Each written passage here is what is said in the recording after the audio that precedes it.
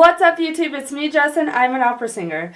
Today's sponsored video is going to be a performance analysis of Oh Holy Night, performed by Samara Joy and Antonio McLendon. Let's go.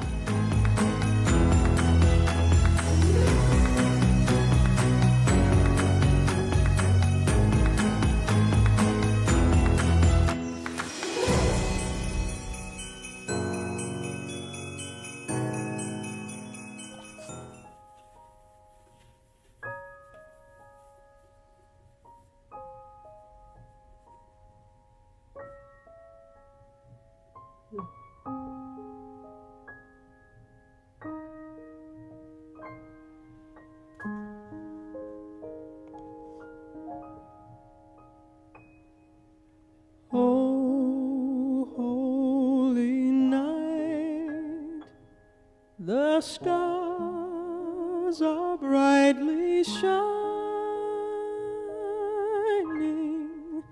It is the night of our dear Savior's birth.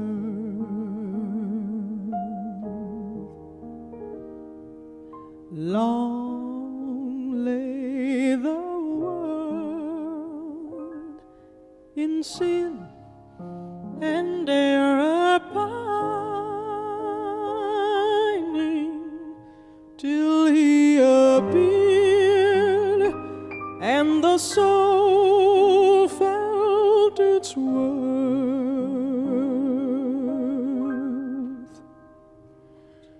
The thrill of hope, the weary world rejoices, for yonder breaks a new and glorious morn. Fall on your knees.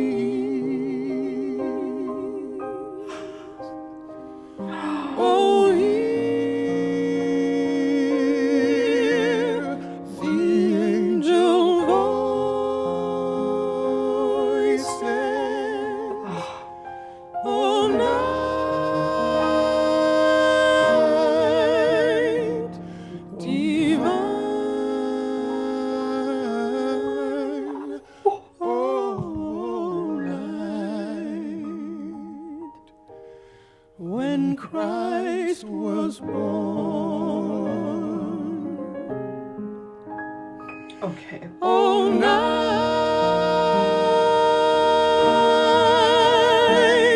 divine.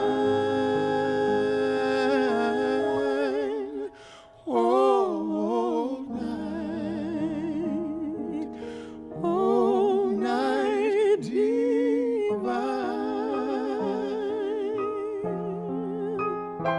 Ooh, okay, I gotta pause.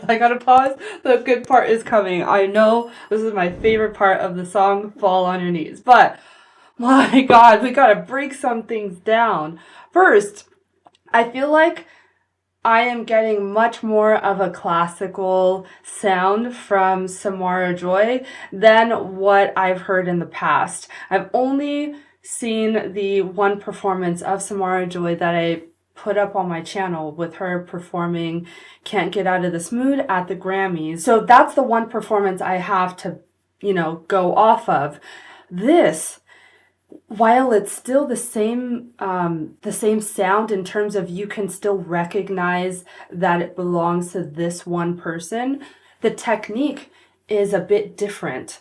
The Can't Get Out of This Mood, you got much more of a jazz pop sound versus this with the slower melody allows time for the vibrato to really set in on a lot of the notes, and also allows the vocalist to kind of shape the vowel in ways that is much more difficult to do when the melody is very quick. Absolutely beautiful. There's an interval in one of her lines where I was like, my God, that was beautiful. I got to figure out one, where it was, and to what it was. Okay, so I figured out the notes. So the notes go F4, D flat 4, back to F4, back to D flat 4, back to F4, and then she jumps from F4 to B flat 4 and resolves to A flat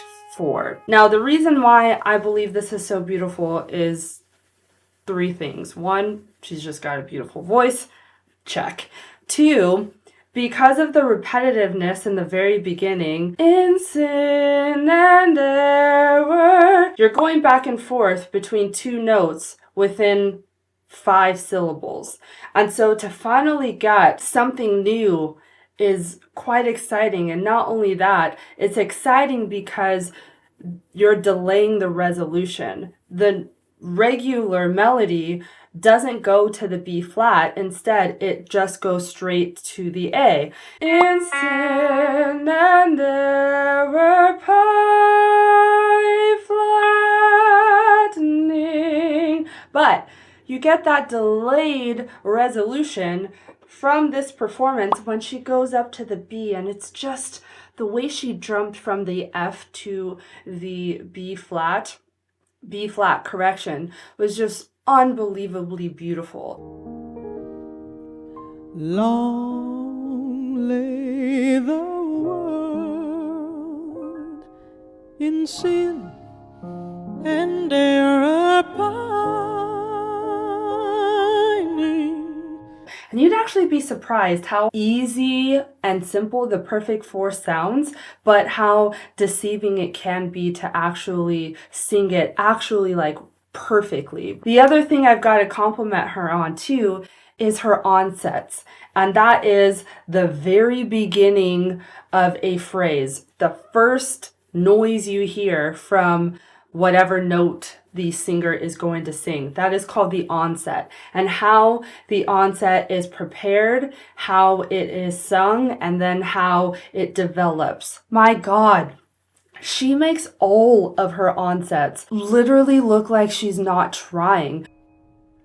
Oh, holy night, the stars are brightly shining. It is the night of our dear Savior's birth.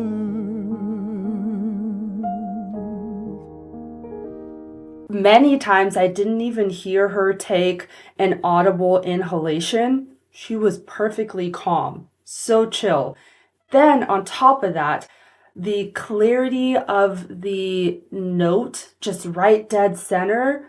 Oh my God, you guys, that's honestly sometimes one of the hardest things to do, is just to get that first onset just right dead center in the pitch and within the correct space to optimize resonance. Sometimes that is so hard. That's why oftentimes when you see singers practicing or even instrumentalists practicing, I call it like a stutter effect, where they redo the first, 1 or 2 notes like 5 times before moving on and doing the whole phrase. It's really because they're trying to get that onset established and getting it as perfect as they can to set up the rest of the notes and the phrase for the best success possible.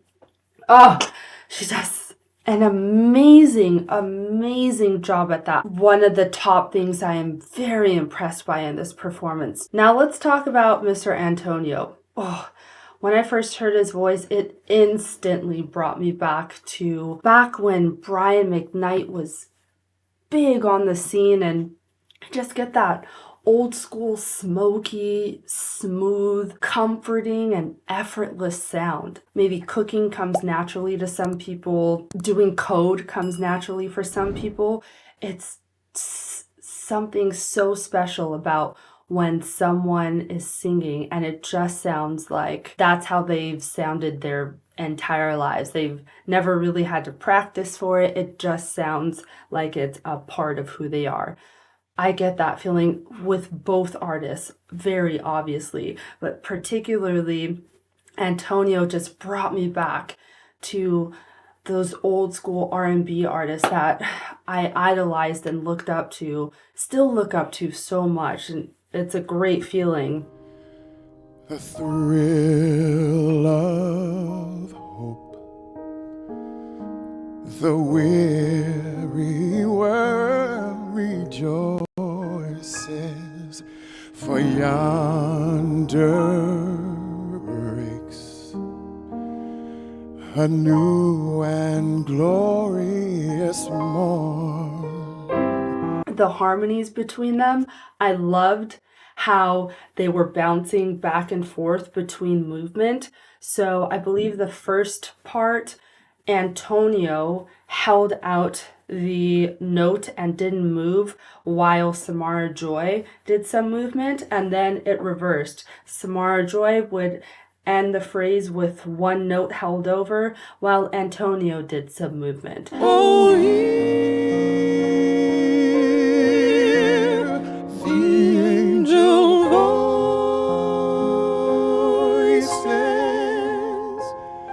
oh, night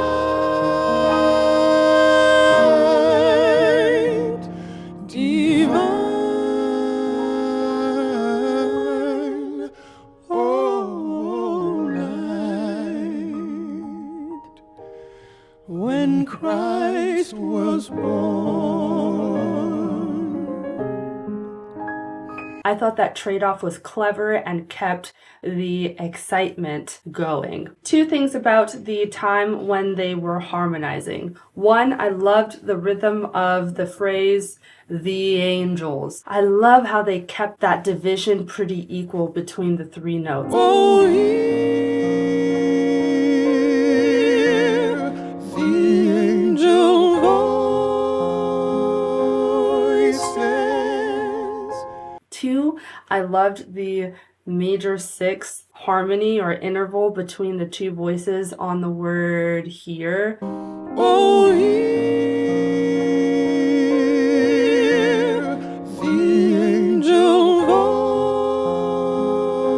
voices. It was just so beautiful.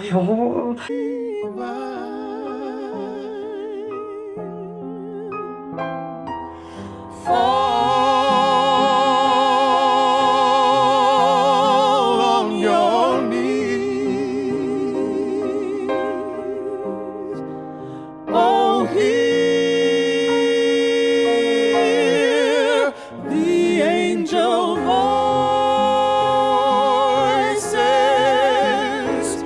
Oh,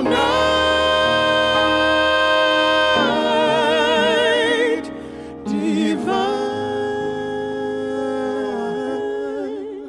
Oh, night when Christ was born.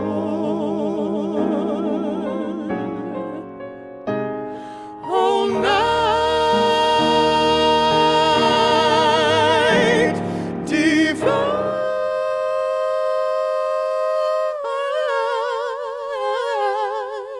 Oh, night.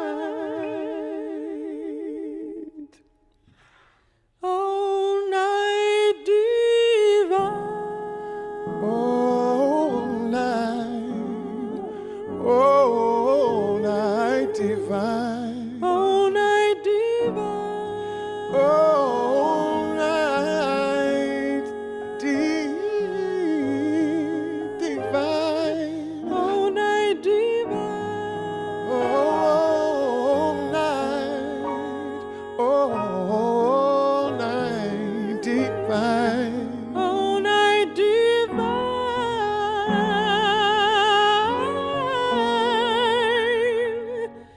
Divine.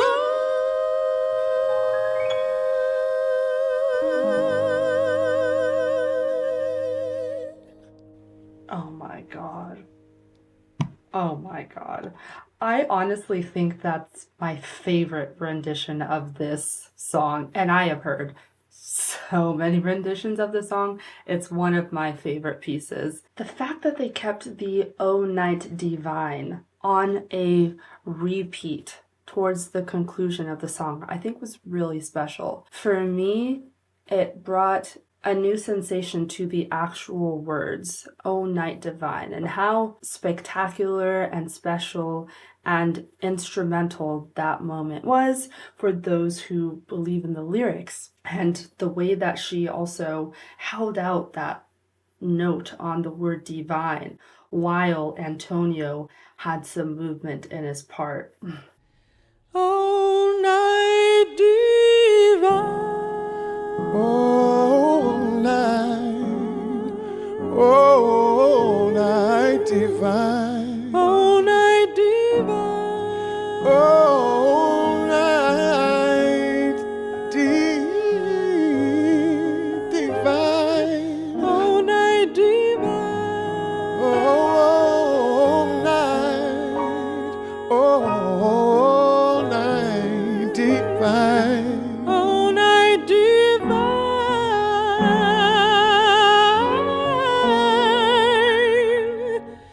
Divine.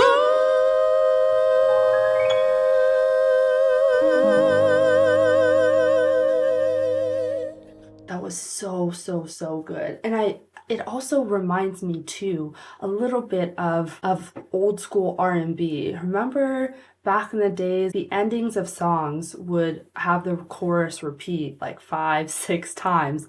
It was just the way that songs were structured during that time. You don't get that anymore at all. It kind of paid a little bit of homage to that. This was a superb performance. If you liked all that you saw, make sure you hit that subscribe button down below. Comment down below what piece by your favorite artist you would like me to do a performance analysis on next. Lastly, make sure you check out the description box for ways you can keep in touch with me, get access to exclusive perks, check out the Soprano Notes blog, and or take a lesson with me. I hope you have a good day, and I'll see you soon. Bye!